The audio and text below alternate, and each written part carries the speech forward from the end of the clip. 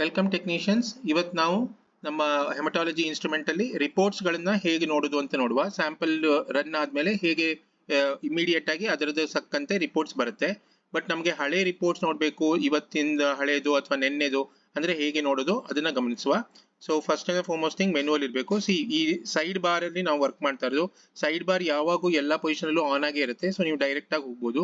So ಇವತ್ತಿಂದ related ನೋಡ್ಬೇಕು ಅಂದ್ರೆ ನೀವು ಈ ಸಿಂಬಲ್ ನ ಕ್ಲಿಕ್ ಮಾಡಬೇಕು. ಇದನ್ನ ಕ್ಲಿಕ್ ಮಾಡಿದ್ರೆ ನಿಮ್ಗೆ ಈ ರೀತಿ ಓಪನ್ ಆಗುತ್ತೆ.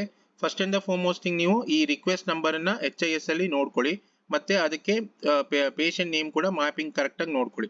ಸೊ ಅದನ್ನ ನೋಡಿದ್ಮೇಲೆ ನೀವು ಅದನ್ನ ಕ್ಲಿಕ್ ಮಾಡಿದ್ರೆ ನಿಮ್ಗೆ ಇಮಿಡಿಯೇಟ್ ಆಗಿ ಈ ರೀತಿ ಪೇಷಂಟ್ ಇಂದು ರಿಪೋರ್ಟ್ ನ ನೋಡ್ಲಿಕ್ಕೆ ಆಗ್ತದೆ.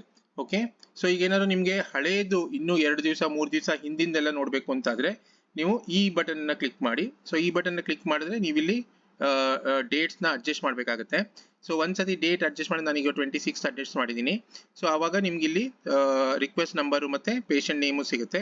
ಸೊ ಅದರ ಪ್ರಕಾರ ಈಗ ಬಾಲಕೃಷ್ಣನ್ ಟಿ ಅಂತ ಓಪನ್ ಮಾಡಿದ್ರೆ ಈ ರೀತಿ ನಿಮ್ಗೆ ರಿಪೋರ್ಟ್ಸ್ ಅನ್ನ ನೋಡ್ಲಿಕ್ಕೆ ಆಗ್ತದೆ. So simple and easy. So ಏನ್ ಡಿಫಿಕಲ್ಟಿ ಇಲ್ಲ. Hope you understand this. Thank you.